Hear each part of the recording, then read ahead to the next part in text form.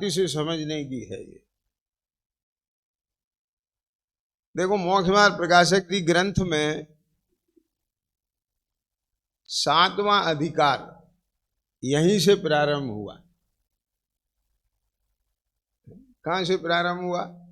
निश्चाभाषी के प्रकरण से प्रारंभ हुआ, है ना। तो उसमें क्या लिखा है? उसमें साफ लिखा है क्या यहाँ?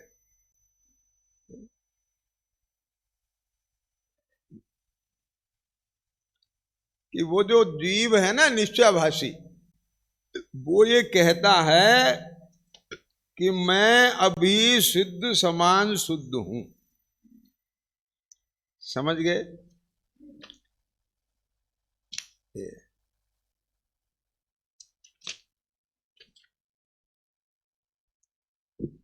क्या है ना कि कितने ही जीव निश्चय को न जानते हुए निश्चयाभास के श्रद्धानी होकर अपने को मोक्ष मार्गी मानते हैं। मोक्ष मार्गी है नहीं, मानते हैं। और मानने के लिए तो किसी को नहीं पकड़ा जा सकता। ये तो लोक में कहावत है, मारते का हाथ पकड़ लो, बोलते की जबान तो नहीं पकड़ी जा सकती। मानने में आप स्वतंत्र हैं, आप अपने को कुछ भी मान लो, ठीक है। होना अलग चीज है और मानना अलग चीज है।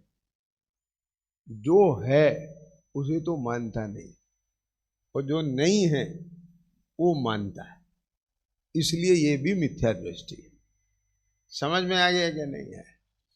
कितने ही जीव निश्चय को न जानते हुए निश्चयाभास के श्रद्धानी होकर अपने को मोक्ष मार्गी मानते हैं।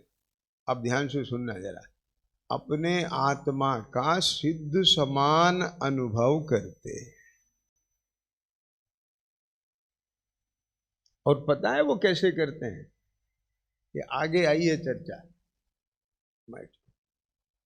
मैं सिद्ध समान हूं, ख्याल में आ गया ना। मैं सिद्ध समान शुद्ध हूं। बस ऐसा चिंतन करने को अनुभव करना ठहराता है। लिया है ना? पढ़ के बताओ।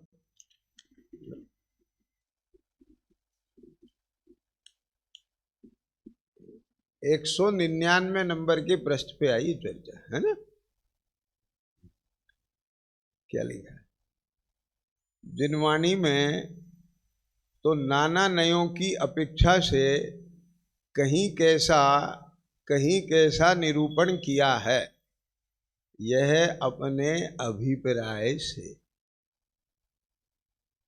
आचार्य के अभिप्राय से नहीं, अपने अभिप्राय से, निश्चय ने की मुक्तता से जो कथन किया हो उसी को ग्रहण करके। क्या बोला? उसी को, बाकी सब विवक्षाएं उसने नहीं पकड़ी हैं कुछ भी। उसी को ग्रहण करके मिथ्या दृष्टि को धारण करता है।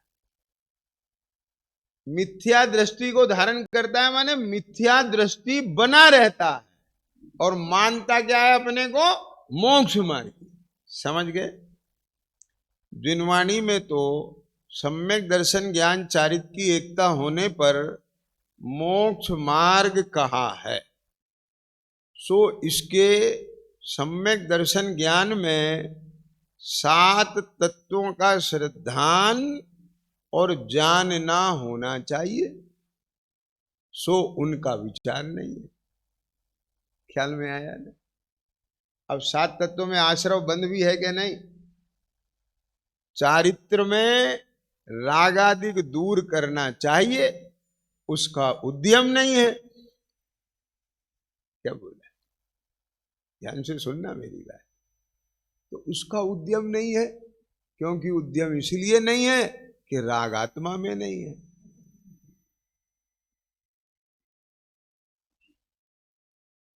समझ गए ना? मैं इसके लिए एक उदाहरण देता हूं, आप बात को पकड़ने की कोशिश करना। एक आदमी मैली कमीज पहने हुए था, तो किसी ने कहा भैया ये मैली कमीज क्यों पहने हुए है? तो बोले मेरे पास क्या करूं, ये कमीज मैली ही है, ऐसी है, मैली कमीज है तो यही तो पहनूंगा मैं। उसने कहा भाई साहब कमीज मैली नहीं होती, मैल मैला होता है। क्या कहा? तो सही कहा कि गलत कहा? समझ गए? कमीज तो कभी मैली होती ही नहीं है, जब भी मैला होता है वो मैल मैला होता है। बोले अच्छा, मुझे तो पता नहीं था इस बात का, ये तो बात नहीं पता चली है। अब 10 15 20 दिन के बाद वो फिर मिला, वही कमीज पहने हुए। तो बोले भैया तूने मैली कमीज क्यों पहन रखी है? बोले कमीज मैली।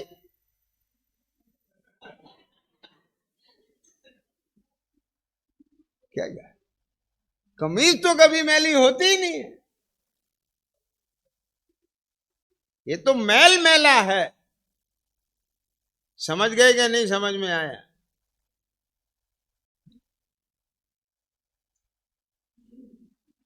ये मतलब है उसका। जिसने उस मैल को कमीज का स्वरूप मान लिया था, उसे समझाने के लिए कि ये मैल कमीज का नहीं है, कमीज में से नहीं आया है, बाहर से संयोगी भाव है, ये मेटा जा सकता है। ख्याल में आया ना? ये मैलापन मैल का है, कमीज का नहीं है। इसका मतलब यह है साबुन पानी से इसे धो के साफ कमीज पहन।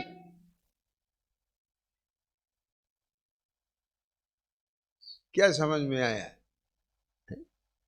ये जो अनादि काल से ये राग नामक कर्म का उदय चल रहा है, जिसका ये आत्मा अनुभव कर रहा है, उसे अपना स्वभाव मान करके मैं क्या करूं साहब, ये तो मेरे अंदर से आते हैं भाव। क्या समझ में आया? ये तो मेरे में होते हुए प्रतीत होते हैं मुझे। समझ में आया कि नहीं आया? तुमने कभी इस बोर्ड में, ब्लैक बोर्ड में, व्हाइट बोर्ड में राग होता देखा है? ये तो अंदर होता है, ये बाहर थोड़ी निकलते हैं सिंह की तरह से राग, वो तो अंदर होता है। तो मेरे चेतना में होता है। अरे चेतना में होता है, चेतना अनुभव करती है, लेकिन वो चेतना का स्वभाव नहीं है, वो चेतन में से नहीं आया है। क्या बोला मैंने? वो मैल कमीज के तंतुओं में से नहीं आया है, वो बाहर से आया है, लेकिन जब तक वो है तब तक कमीज मैली है। समझ में आ गया क्या नहीं? समझ में आया ना? एक कंसेप्ट आप सबके ज्ञान में है या नहीं, बोलो बताओ। जब जब आप अपने कुर्ता कमीज को मैला देखते हो तो क्या करते? पूजा करते, पाठ करते, क्या करते? एक ही उपाय करते हैं, उसे वॉशिंग मशीन में डालते हैं, साबुन पानी से धोते हैं, निर्मल जल से उसका मैल दूर कर। समझ में आ गया क्या? बस इतना सा ही कॉन्सेप्ट है जिसका नाम है मोक्ष मार्ग। समझ में आया ना?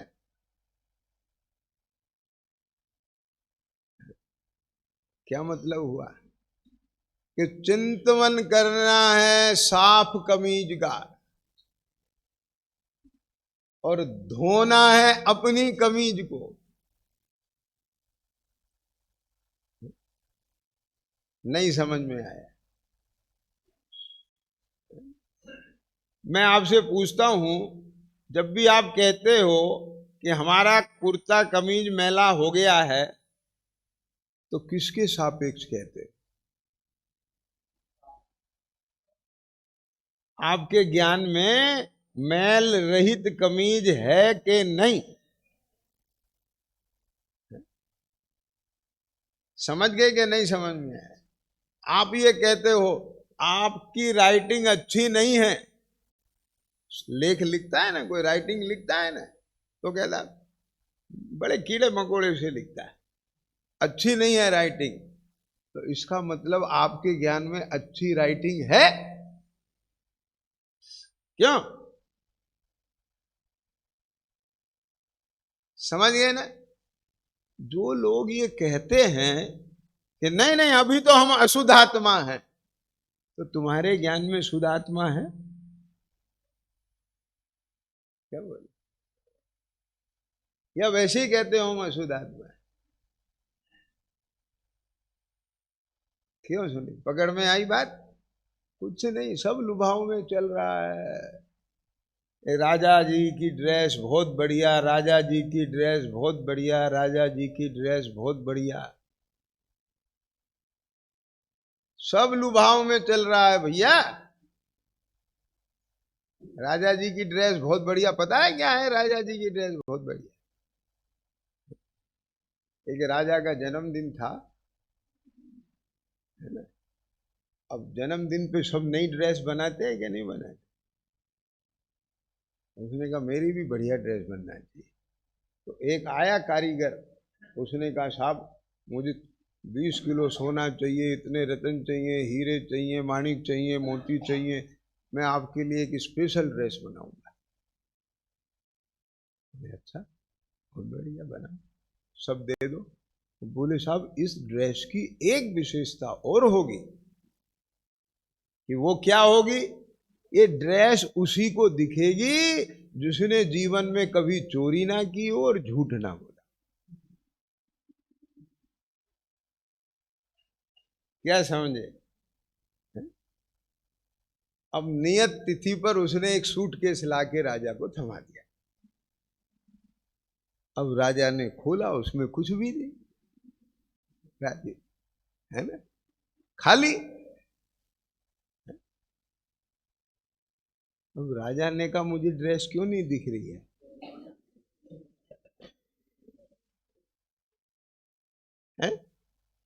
तो उसे याद आया, उसने कहा था ये उसे दिखेगी। ओहो, मैंने तो बचपन में माँ के लड्डू चुराए थे। समझ गए? क्या क्या? अब उसने जो है जाके वो ड्रेस पहन ली।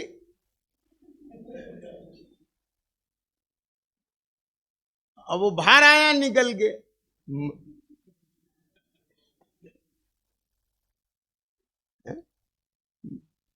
मंत्री ने देखा, बोले मुझे तो कुछ नहीं दिख रहा है, कोई ड्रेस व्रेस है नहीं यहाँ, पर अगर मैं कहूं है नहीं तो मैं चोर। अरे मैंने भी तो राजा का धन चुराया है, इसलिए मुझे नहीं दिख रही है। तो उसने राजा से कहा वाह साहब बहुत बढ़िया ड्रेस है। क्या समझ में आया? अब वो नंगा राजा निकल गया हाथी पे बैठ के, सारी जनता कह रही वाह साहब बहुत बढ़िया ड्रेस, राजीव बहुत बढ़िया ड्रेस। क्यों? क्योंकि सब झूठे हैं और सब चोर हैं, है ना? और भीड़ में से एक बालक बोला हा राजा नंगा है। क्या मैं आप लोगों से बोल रहा हूं, सच में बताना, आप लोगों ने सबने पढ़ाई की है स्कूल में, आधे बच्चे तो इसलिए नहीं पूछते कि हम ये समस्या पूछेंगे तो आप बाकी के लोग सोचेंगे इसे इतना भी नहीं आता। क्यों बेटा, है या नहीं ये बता, है ना? हाँ, राजीव समझ गए ना। कुछ समझ में नहीं आ रहा है, लुभाव में जीवन जा रहा है, सब कह रहे हो आ हा, मजा आ गया,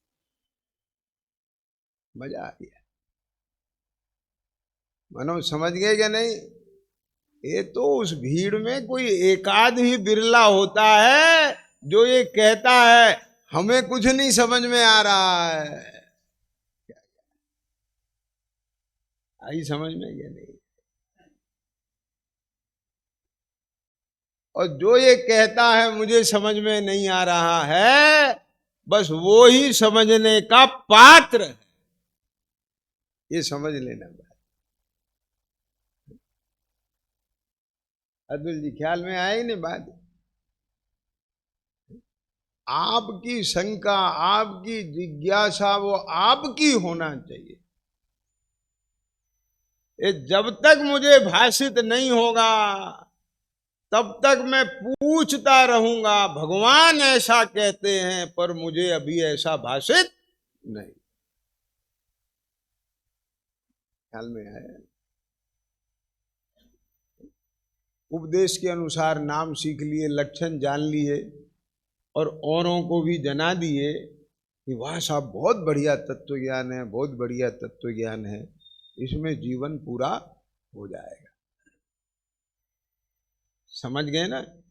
7वें अधिकार में व्यवहाराभाषी के प्रकरण में 7 तत्व के अन्यथा रूप में यहीं से प्रारंभ किया है पंडित जी ने कि आगम से जीवादि 7 तत्वों के नाम जान लेता है, सीख लेता है, औरों को सिखा देता है,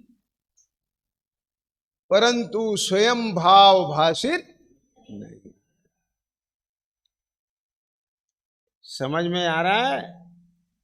तो कीमत उसकी है भैया। तो यहां क्या कह रहे थे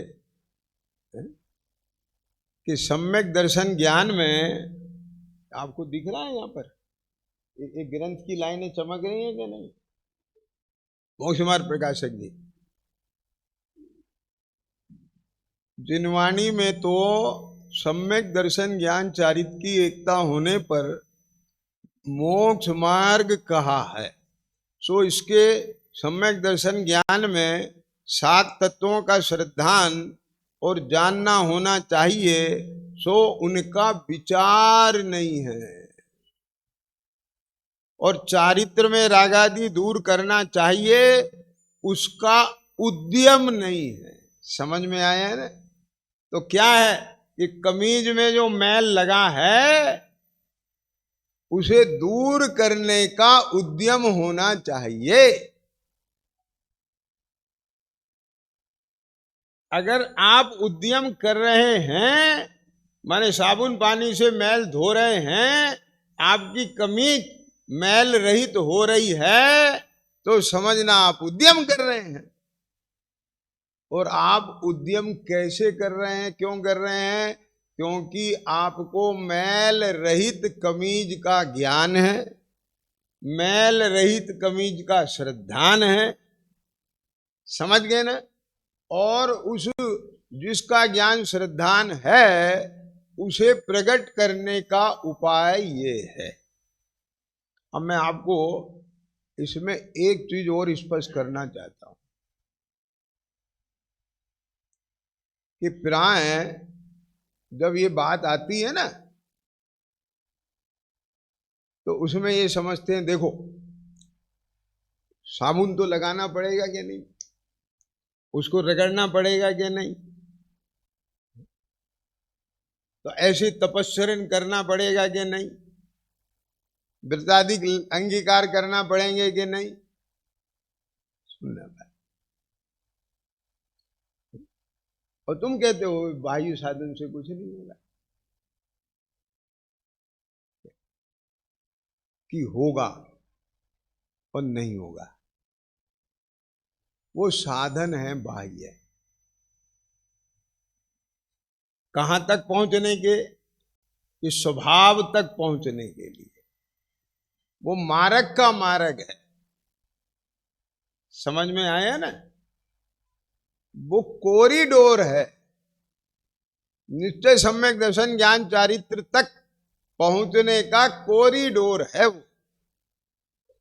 लेकिन कॉरिडोर में पहुंचना ही महल में पहुंच जाना नहीं है। समझ में आया ना?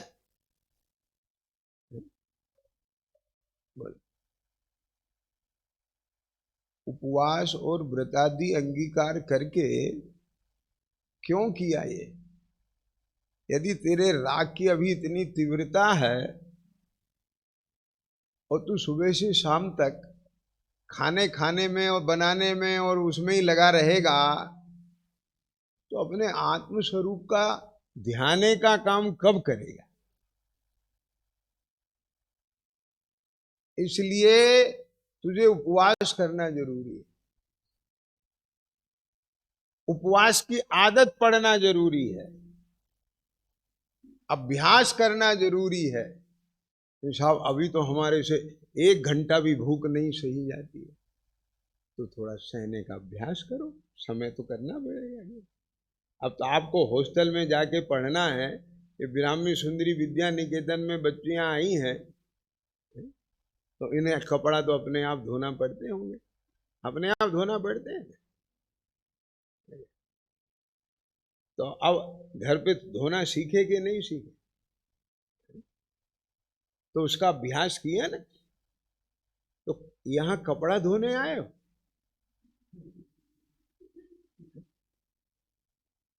बोलो, यहां कपड़ा धोने नहीं आए हैं, यहां तो संस्कार लेने आए हैं, शिक्षित होने आए हैं। लेकिन यहां रहेंगे तो कपड़ा भी तो धोना पड़ेंगे ना। क्या समझ में आया? और यदि कपड़ा ही धोने में मौत आ गई तो फिर भागना पड़ेगा। समझ गए? फिर पढ़ाई कौन करेगा? मनोज, क्या ख्याल में आ रहा है ना मैं क्या बोल रहा हूं? नितिन, यदि तुम्हारे रागादिक की इतनी मनता नहीं है, तुम 4 घंटे के लिए भोजन पानी छोड़ के बैठ सको स्वाध्याय चिंतन मनन ध्यान में, एकांत में विचार करने के लिए, तो फिर ये काम कैसे होगा? नहीं समझ में आई बात? साहब मैं 1 दिन कपड़ा नहीं धो सकता, तो ब्राह्मी सुंदरी में नहीं टिक सकते। इतना रोल है उसका। क्या समझ में आया? ये सब करके करना क्या है?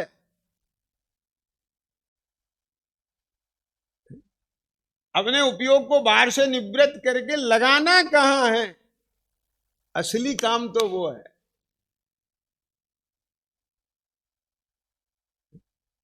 समझ गए क्या नहीं समझ में आया? तो बाह्य साधन रूप है भाई साहब। बाह्य साधन को अंगीकार करके निज स्वभाव को साधन बना करके तब स्वभाव को ध्या करके स्वभाव को प्रकट करना है। लेकिन असली काम कौन सा है उसमें भी नहीं बाबू। असली काम है शुद्धने का आलम्बन लेकर अपने स्वरूप का अनुभव करना। एक क्यों कि मैं उसका भी रहस्य बताता हूं आप। जिस काल में इसका ज्ञान श्रद्धान और चारित गुण का परिणमन तीनों एक होकर अपने स्वरूप में लगेंगे, तो उस समय काल में ये अपने को कर्मोपाधि रूप से अनुभव नहीं करेगा। तो उसी काल में इसको संवर होगा, नहीं तो आश्रव बंद चलता रहेगा। और संवर पूर्वक निर्जरा होगी तो मोक्ष होगा। अगर संवर पूर्वक निर्जरा नहीं होगी तो मोक्ष नहीं होगा। समझ में आ रहा है कि नहीं आ रहा है? तूने पाप का तो कर दिया संवर और पुण्य का हो गया आश्रव बंद, तो उस पुण्य को भोगने के लिए भी तो उदय में आएगा ना।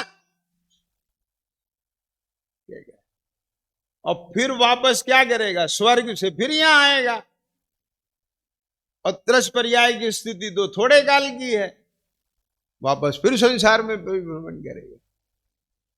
तो इसलिए 41 प्रकृति का संवर सम्यक दर्शन होने पर होता है, तो उसका उपाय भी करना ये तेरा पहला कर्तव्य है। बात समझ गए ना? अब आगे बढ़ता हूं। सो उनका विचार नहीं है और चारित्र में रागादि दूर करना चाहिए, उसका उद्यम नहीं है। अब इसमें दो चीजें आई कि रागादि को दूर करना चाहिए एक बात, और उसका उद्यम ये दूसरी बात। नितिन सुनना बात ध्यान से, कि हमें प्रतिदिन देव दर्शन करना चाहिए। ये चाहिए ही अगर नहीं है तो उद्यम कहां से होगा, है ना? तो इसके तो ये चाहिए ही नहीं है। एक कमीज का मैल साफ करना चाहिए ही नहीं है। क्यों? क्योंकि मैल कमीज में ही नहीं है, तो साफ क्या करें? समझ आ गया कि नहीं आ गया? बोलो कि मेरे में राग है ही नहीं है, तो मैं साफ क्या करूं? और आत्मा राग को साफ कर सकता है?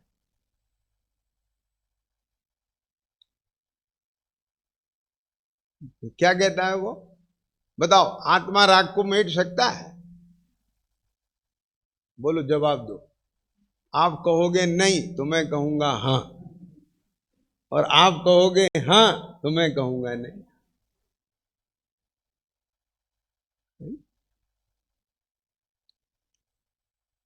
आपके ज्ञान में पूरा कंसेप्ट नहीं होगा तो फिर ऐसा ही होगा, आधा अधूरा ज्ञान खतरे की जान।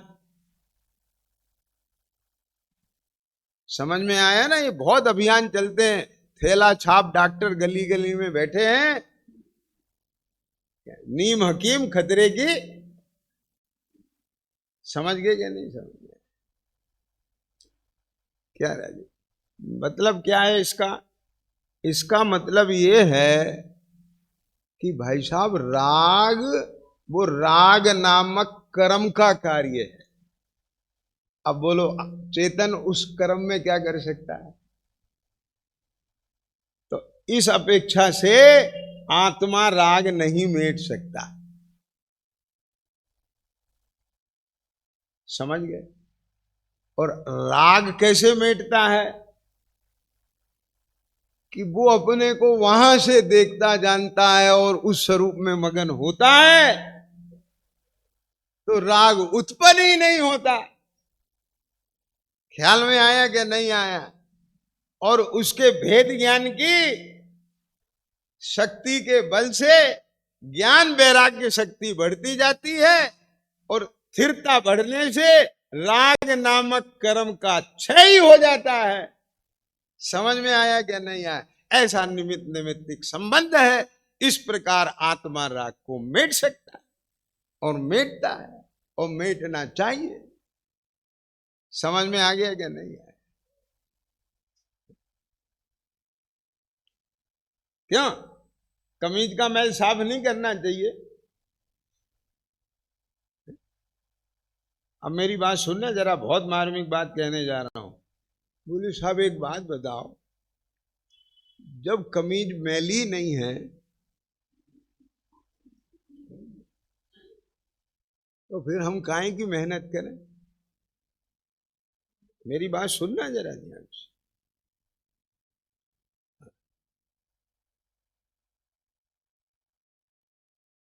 और एक बात तो बताओ कि मैली कमीज में भी हमने निर्मल कमीज तो देख ली ना? क्या क्या, और दिख सकती है ना, तो बस क्या क्या।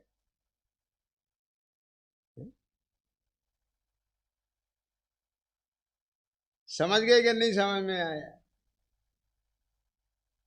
क्यों?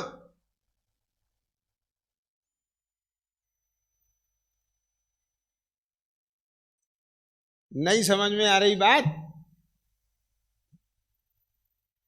तो फिर मैल साफ करने की क्या जरूरत है?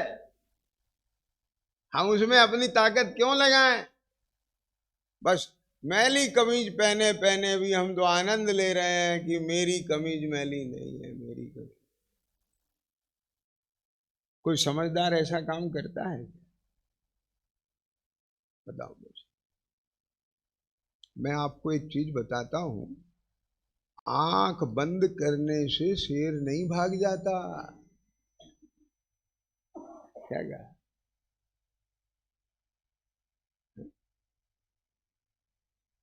कि शेर को देखते हैं तो घबराहट होती है ना? और शेर नहीं दिखता तो फिर हमने तो एक काम किया, शेर को आता देखा, आंख बंद कर ली, शेर भाग गया, खा नहीं जाएगा वो।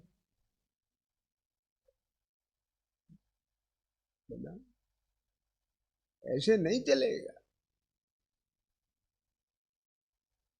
क्या मानो, ये सब दृष्टांत एक देश होते हैं, उनका उतना ही भाव पकड़ना चाहिए।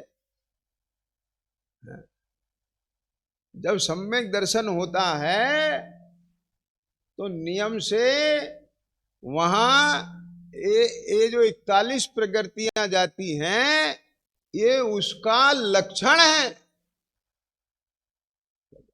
उतना मैल साफ हुआ है। यदि उतना मैल साफ नहीं हुआ है तो तुझे अभी सम्यक दर्शन भी नहीं हुआ।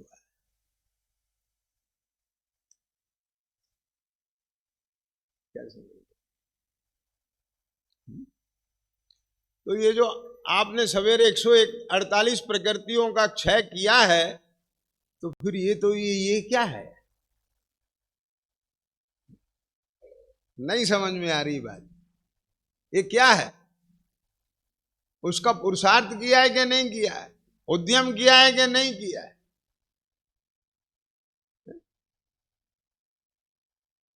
अभी आएगा वो आ चुकी होगी जयमाला। द्रवलिंग बिन करम खिपाई, भावलिंग बिन करम खिपाई, द्रवलिंग बिन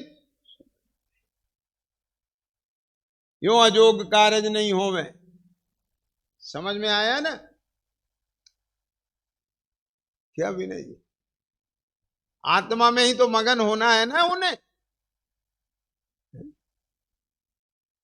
तो फिर उनको बुद्धि पूर्वक बाह्य अभ्यंतर परिग्रह को त्याग करके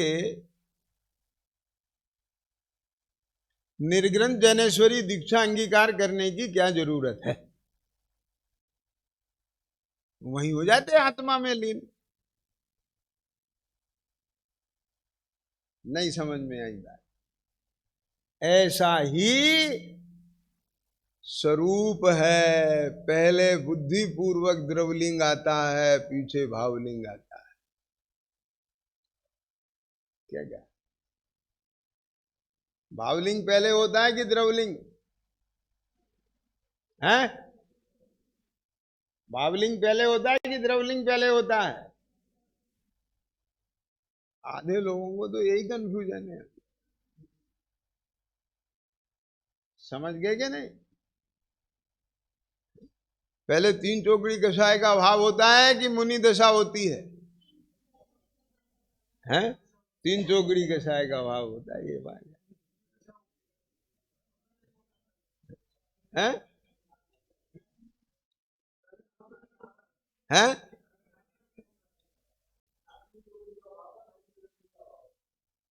जहां तीन चौकड़ी कषाय का भाव है वहीं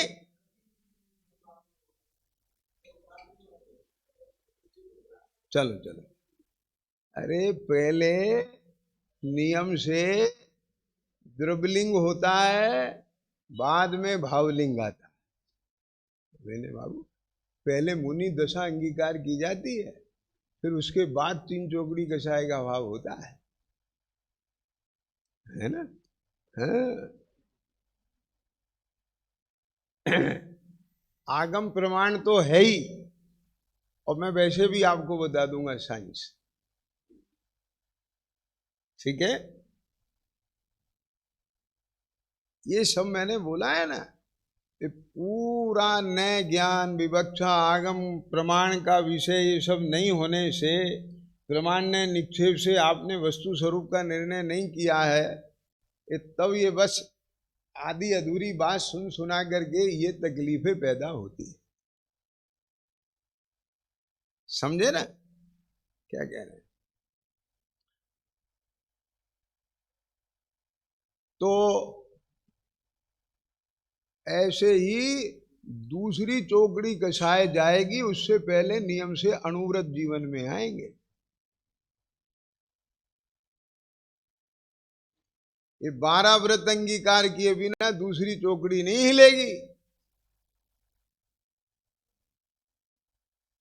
कि आप समझें कि 2 चौकड़ी कषाय का भाव जब होगा तब अनुव्रत ले लेंगे।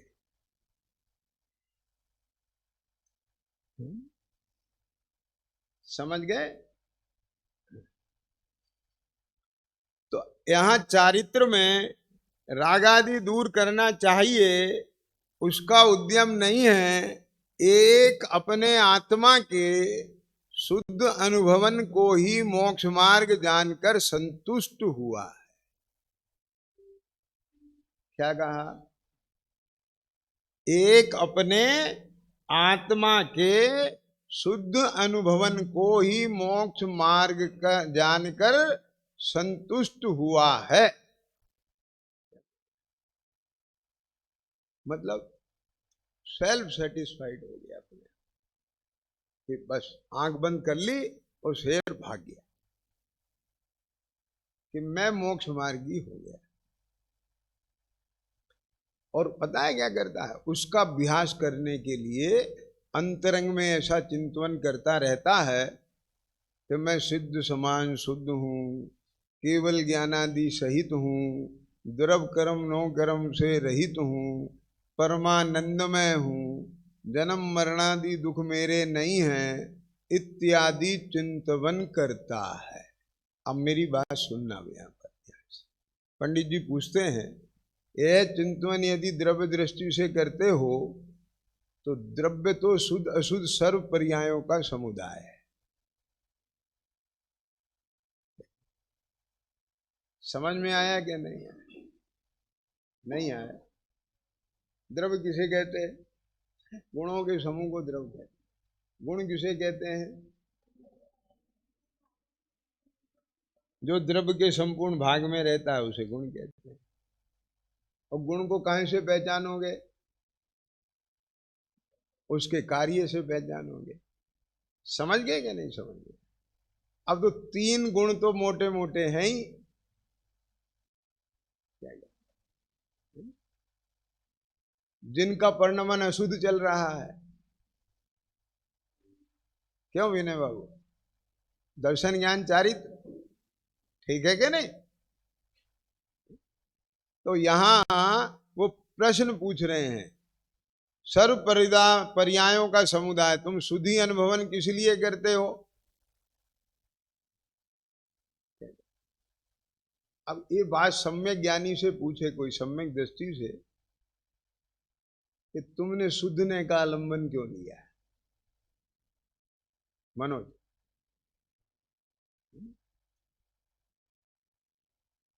समझ गए ना कि मैंने इसलिए लिया है क्योंकि यहां अशुद्धता भी है।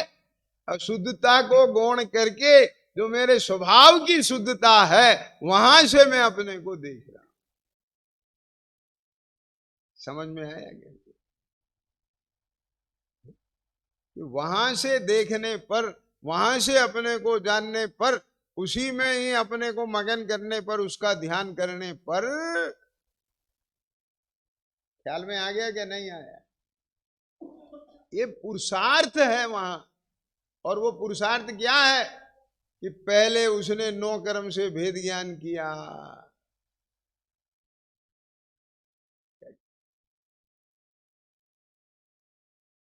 समझ में आ रहा है ना?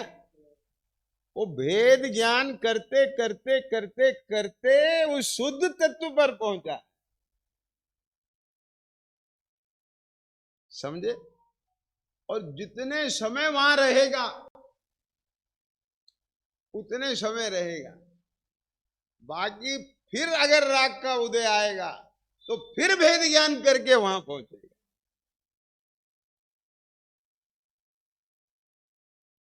इसके ये पुरुषार्थ नहीं है। समझ में आ गया क्या? नहीं।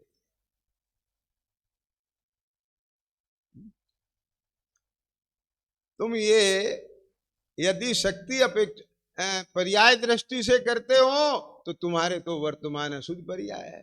तुम अपने को शुद्ध कैसे मानते हो?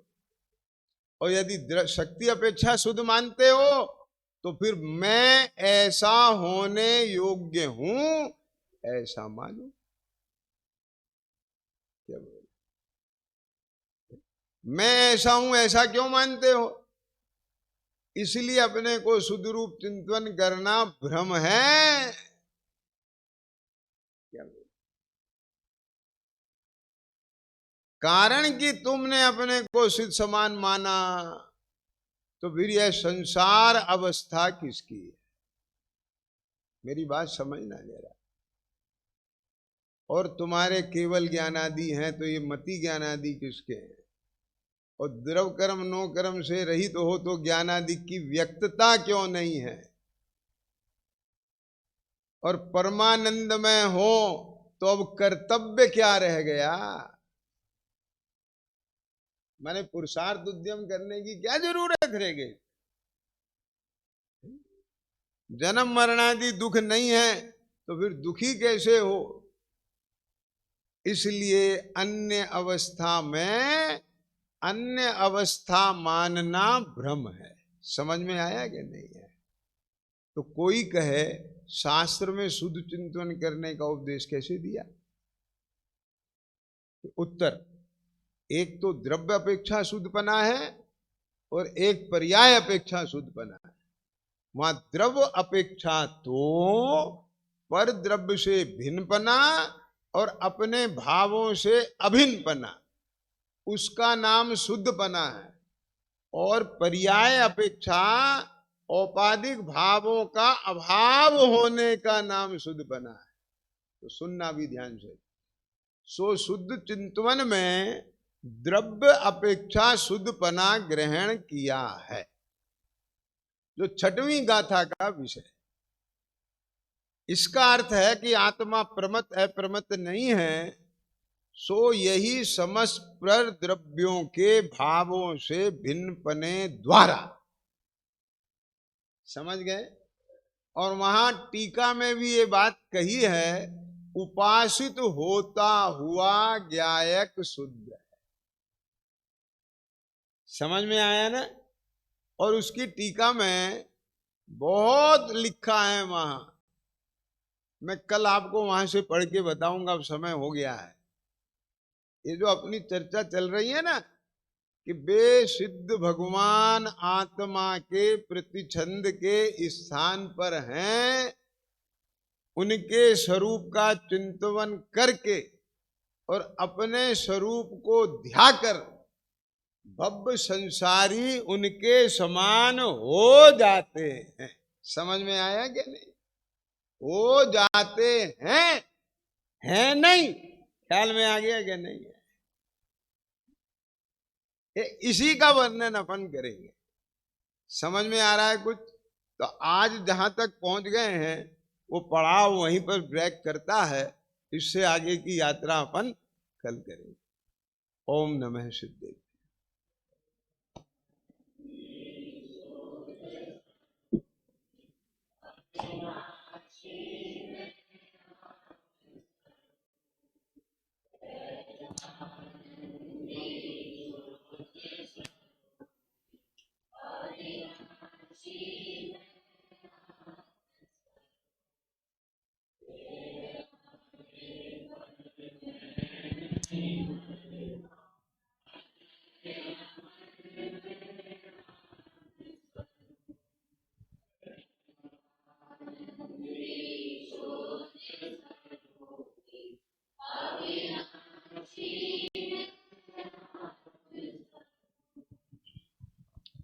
अभी हम सभी की किस तरह से निश्चय नय के विषय में, व्यवहार नय के विषय में भूल रहती है, उसकी मार्मिक चर्चा आदरणीय पंडित साहब के मुखारबिंद से हमने सुनी है।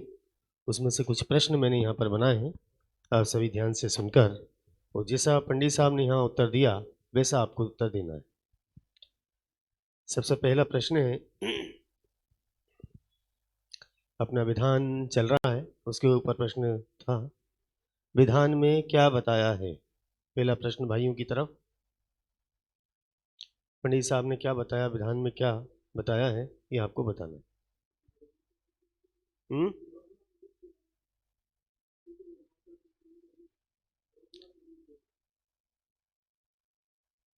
हाँ,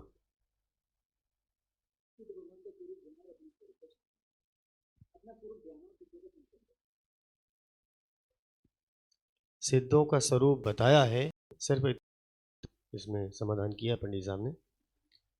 और दूसरा प्रश्न है, अब ये महिलाओं की तरफ है, भगवान का क्या करना है, सिद्ध भगवान है उनका क्या करना है। हाँ,